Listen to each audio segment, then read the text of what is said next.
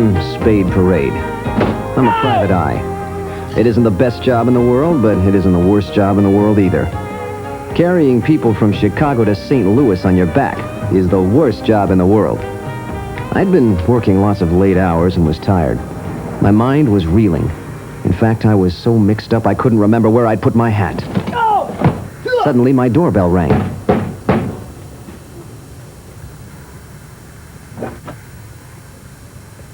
I'd have to get back to the mystery of the missing hat later. Are you Spade Parade? In the flesh. I love your hat. Thank you. I'm Vanessa Van Vandervan, wealthy heiress, thrice divorced and mother of none. These are the Weisenheimers, my consultants. Hello. Hi. Nice to meet you. Well, come on in. Take a load off your feet. What can I do for you? I am in search of a valuable gold nugget.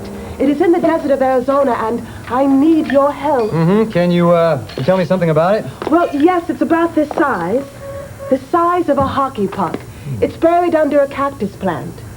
Of course, I've heard of it before. I'm not surprised. It's the famous yucca puck, said to be worth its weight in gold. Precisely. This is a map of its exact location. Now, there are two ways to reach the puck. One route is safe. The other route leads to certain death. Well, look, lady, if you want my advice, take the safe route. But that's just it. It is? I don't know the safe route. That's why I hired the Weisenheimers. They know the safe route. Well, come on, guys, what do you say? Which is the safe route? Take the north path. Take the south path. Take the north path. Well, there it is. The north path has it. But how can I be sure? Well, two of the three guys said take the north path. Here's something you don't know. The Weisenheimers are strange consultants. Really? Why's that? People actually listen to them? Yes, plus the fact that one of them always lies, one of them always tells the truth, and one of them sometimes lies and sometimes tells the truth. That is unusual. How did it happen? They were in advertising. Well, I've got one question for you guys. Which of you tells the truth? I do. I do. I do. It's hopeless. Now, lady, take it easy, take it easy, take it easy. Why don't you watch another sketch or something? I'll be right back. This is tougher than I thought.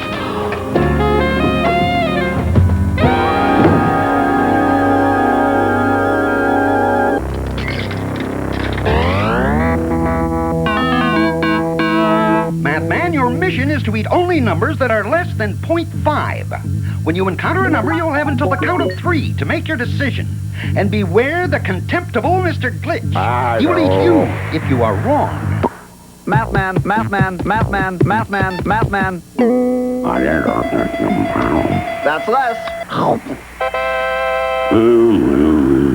Too smart. Mathman, Mathman, Mathman. Less than 0.5. Mathman, Mathman, Mathman, Mathman, Mathman. That's less too. Yeah! Less than 0.5. Mathman, Mathman, Mathman, Mathman, Mathman, Mathman, Mathman, Mathman, Mathman, Mathman. Wow. Must be less. Rats. Mathman, Mathman, Mathman, Mathman, Mathman, Mathman, Mathman, Mathman, Mathman.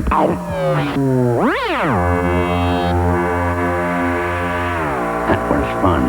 Now I'm going to turn a catch us.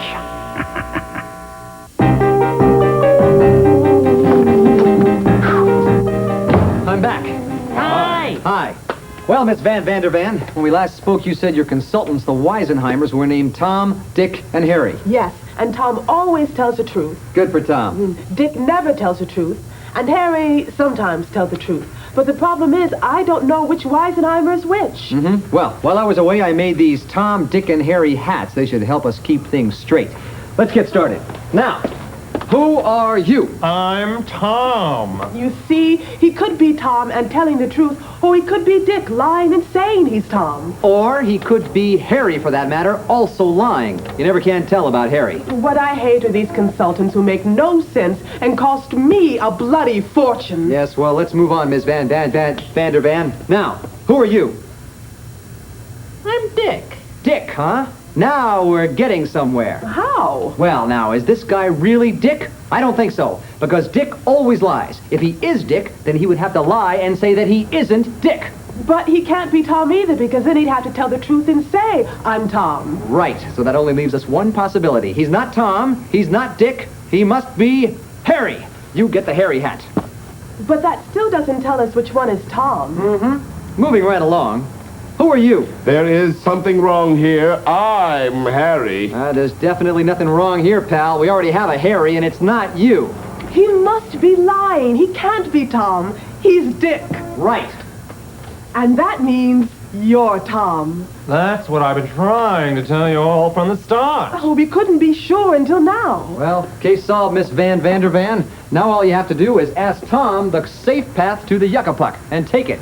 Or you could always ask Dick, and whatever he says, take the opposite path. Oh, thank you, Mr. Parade. You've made me a happier and soon-to-be wealthier woman, and had a wonderful time. Yeah, that's great. What about your consultants? Have you guys had a good time? I have. Maybe. Not me. Huh. Is that the truth? Yes. I'm kind of undecided. Yes, it is, and I hate your hat, and your office is abysmal. And that tie belongs in a 1942 DeSoto. And your eyes are too close together, and you're too thin for your own good.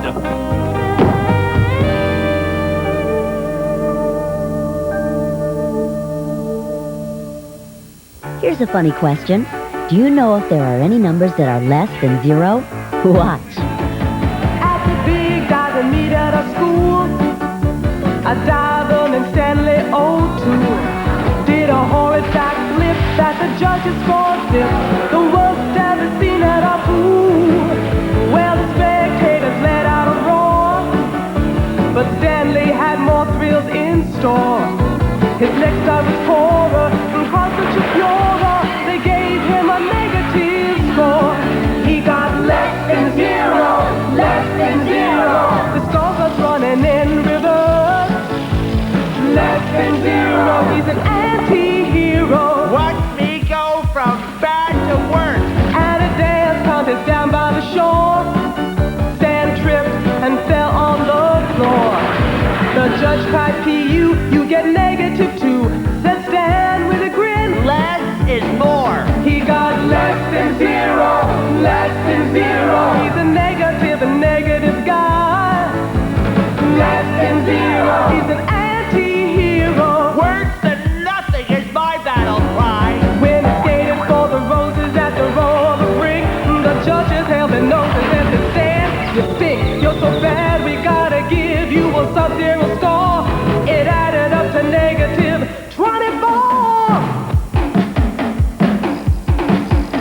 Stan entered a hammer throw meet, set a record that no one will beat.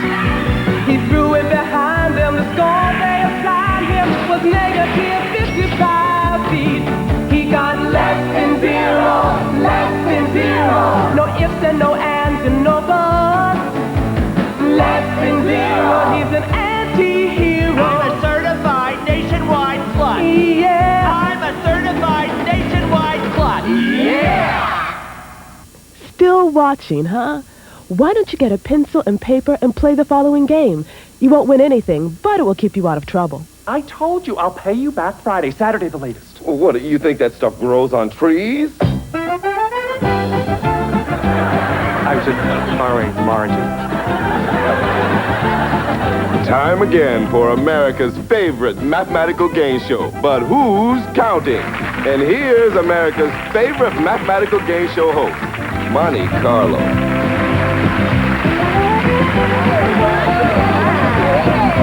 Hi, America, it's me. And welcome to But Who's Counting? Before we begin the game, let's see who's here to play the game. With us today are the Fitzgeralds. Hello, Monty. I'm Ella. I'm Barry. Where are you folks from? 137 Northwest Elm. Zip code 11667. Wonderful. Now, let's meet your opponents, who are the Doles. Hi, I'm Dosey Dole. I'm Robert.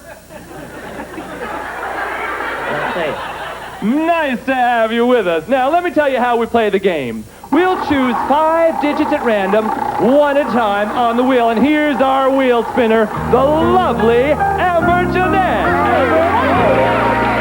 Who says lightning gets to strike twice in the same place, huh? Yeah. Now, your job is to place each of the digits in one of the 5 place value positions on your scoreboard. And the object is to create the smallest number you can. Remember, once you place a digit on your board, you can't move it. The couple with the smallest number wins the prize. And don't forget the bonus prize for the smallest number possible.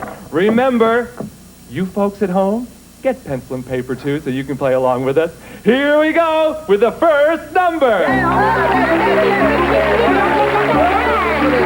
Number 2. The first digit is a number 2. Amber, give that wheel a rotation.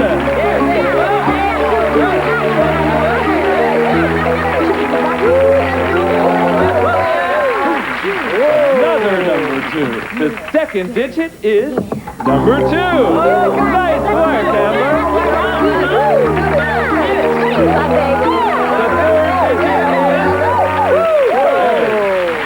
Third digit, 7. Round and round she goes. Where she stops, only her hair gets. And the final digit of the first game is...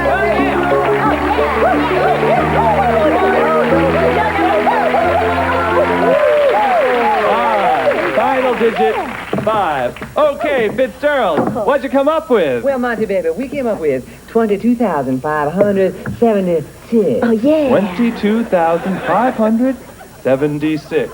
And Doles, what do you have? We've got 56,272. 56,272. Well, since we're going for the smaller number, it looks like the Fitzgeralds win the first game. Now, the best possible number, that is the smallest possible number, would have been 22,567.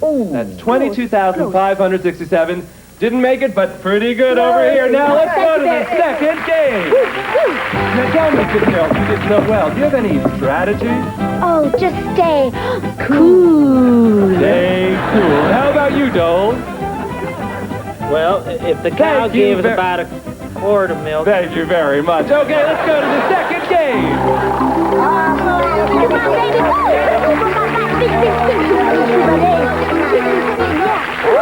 First digit, 7. Nice work, Amber.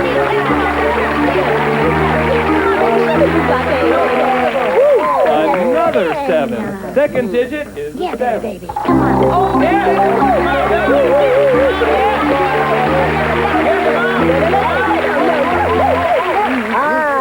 4 of 4. Amber?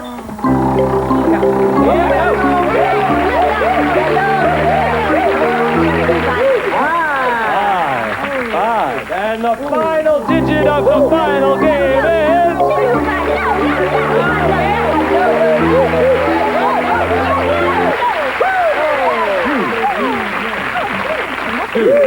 Okay, Fitzgerald, what do you have over there? Well, Monty, baby, we are very happy. We came up with 25,477. Oh, yeah. 25,477. Doles, what do you have? Well, Monty, we've got 25,477 too. Ooh, baby. Well, it's a tie in the second game. However, since you won the first game, it looks like you won the show today. Now, the best possible number, that is the lowest possible number, would have been 24,577. That's 24,577. Yeah. Looks like you won the first prize, which is a load of bricks. The second prize is 2 bricks shy of a load. Well, that's all we have time for. Congratulations to the winner, and that's it for...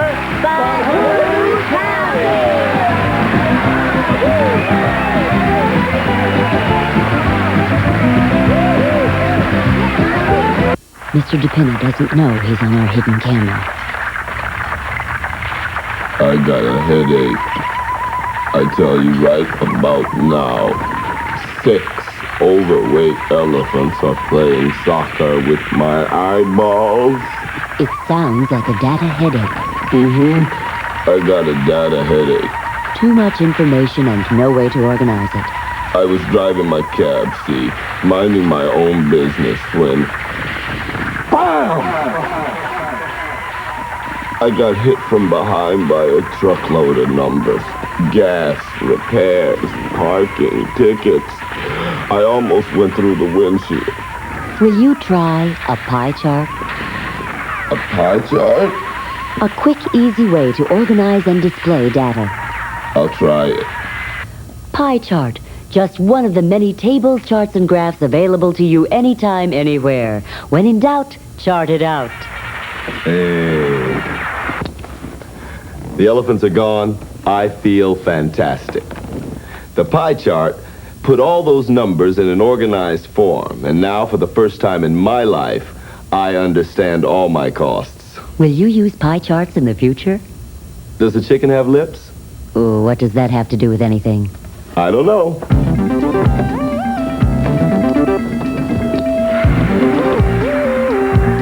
You've already seen this much of Square One TV. How much do you figure is left?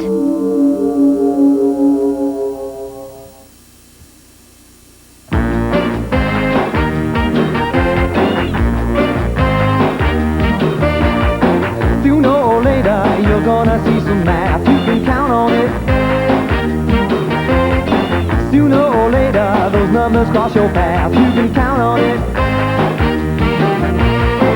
You may be hoping that it'll go away, but let me tell you, math is here to stay. You can count on it. Woo! Yeah, you can count on it. Everywhere you look, they're measuring the action. You can count on it. Woo! Yeah. Everywhere you look, they're even using fractions. You can count on it. They keep the time and they're keeping the score. They draw the line and they're running the score. You can count on it. Woo! Yeah, you can count on it.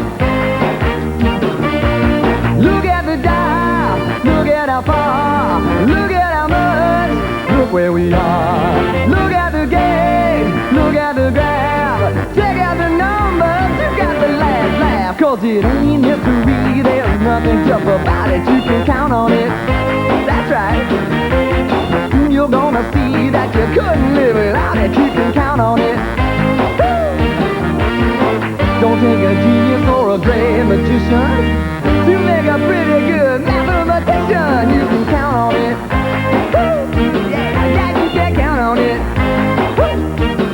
Oh, you can count on it. Woo! Baby, you can count on it. Count down, down, down, down, down, down, count down, down, down, down, yeah. Warning. When trying to solve a problem, it's a good thing to remain calm, cool, and collected. Remember, if you can keep your head while all about you are losing theirs, you'll be the only kid in the room with ears. The story you are about to see is a fib, but it's short. The names are made up, but the problems are real. It was morning, 8:43, and hot and sunny in Los Angeles for that time of year. The sunburn index stood at 9 and the wind chill was not a factor. We were working the day watch out of Mathnet. We were in hot pursuit of the problem with the absent tape. My partner is George Franklin. The boss is Thad Green. My name is Monday. I'm a mathematician.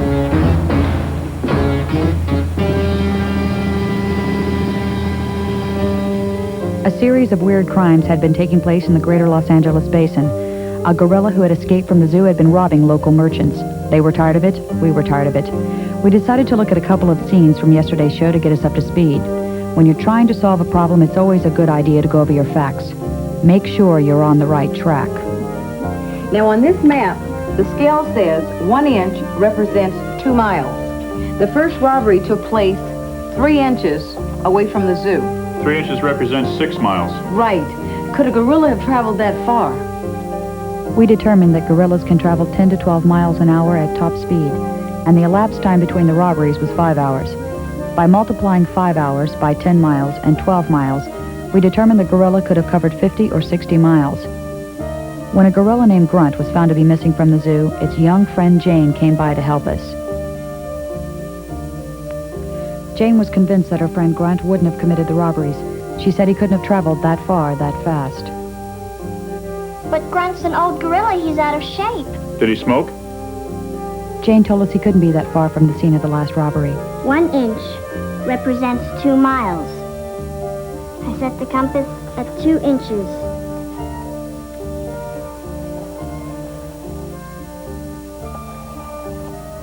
I say he's got to be right in there somewhere.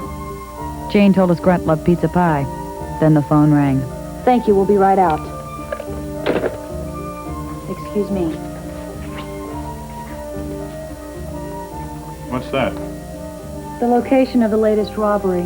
Was it? Uh-huh. He just knocked over Balboa's pizzeria. What did he get? All the money and 3 large pies to go. Yes, sir. You guys want to call the court? You have time for it? Thank you. Kate, this is incredible. I've got reports on 7 different robberies that took place early this morning. Everything from store robberies to home break-ins. Uh-huh, me too. Me too. I still don't think it could be Grunt. Don't feel badly, Jane. Here's a report on something he didn't take. Oh? He broke into a home in Bel Air and took all the jewelry, silver, and money, but he left one thing. Season tickets to the Rams games. You've got to believe me, everybody. Grunt couldn't have done these awful things. But why not?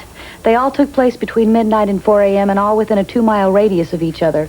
Certainly he could have traveled that far. But what you don't know about gorillas is they're very shy. Shy? Hold on there. You're talking to a mathematician who has seen Bonzo Goes to Washington more than a few times. But that's my point. All the Hollywood movies and television show gorillas as killers. They're not.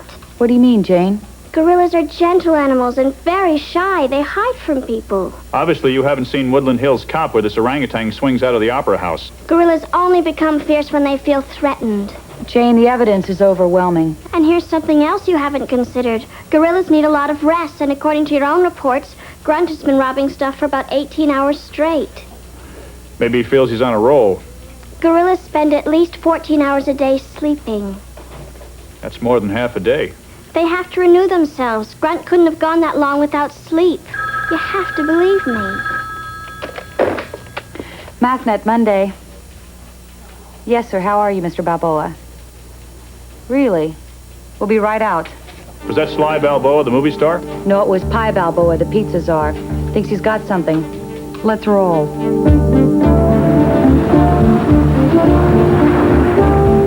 Pie Balboa said he found what he thought was some evidence in his kitchen and wanted us to come back to take a look. When you're solving a problem, you have to look at every possibility.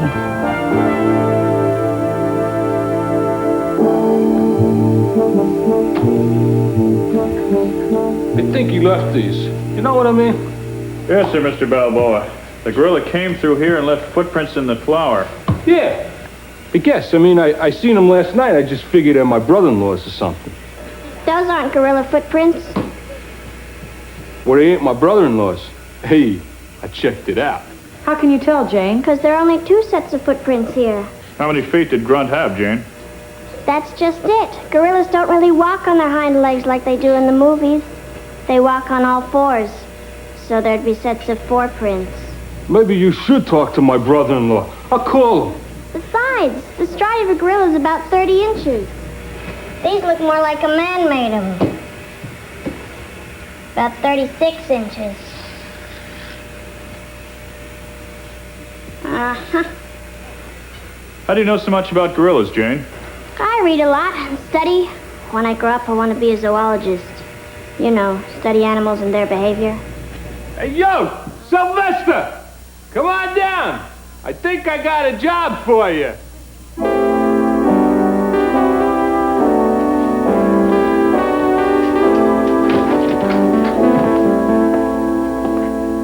Look at this, Kate.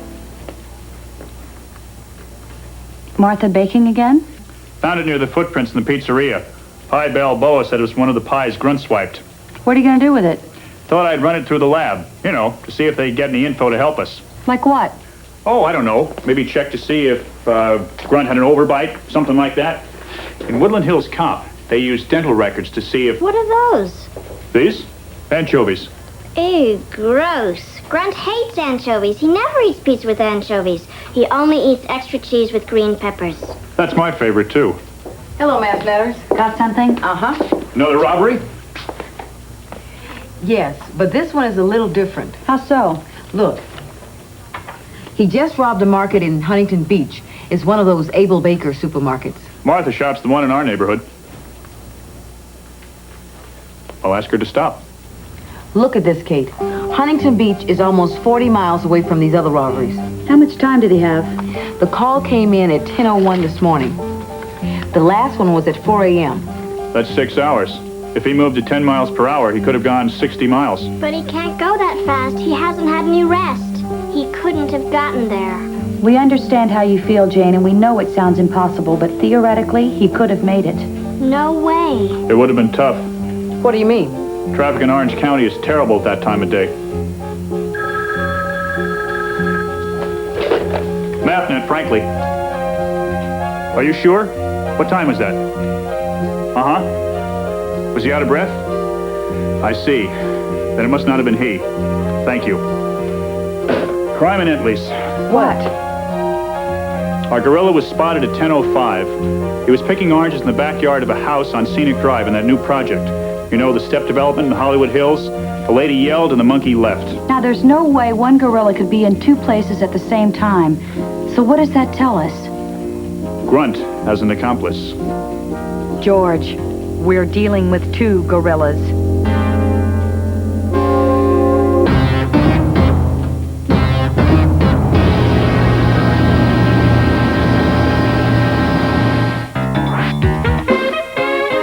This is a reducing ray.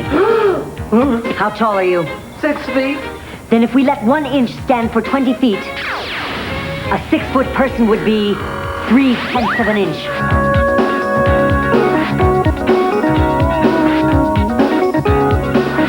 Janos Proketzian. Does the name ring a bell? I know who it is. Janos Proketzian is the man who gave Grunt to the zoo. 100% of Square One TV is a production of the Children's Television Workshop. This program was made possible by grants from the National Science Foundation, the U.S. Department of Education, the Corporation for Public Broadcasting, the Andrew W. Mellon Foundation, and the Carnegie Corporation of New York. Corporate funding is provided by IBM. At IBM, we believe education is the key to the future. We are pleased to help support Square One TV as an innovative way to introduce young people to the exciting world of mathematics.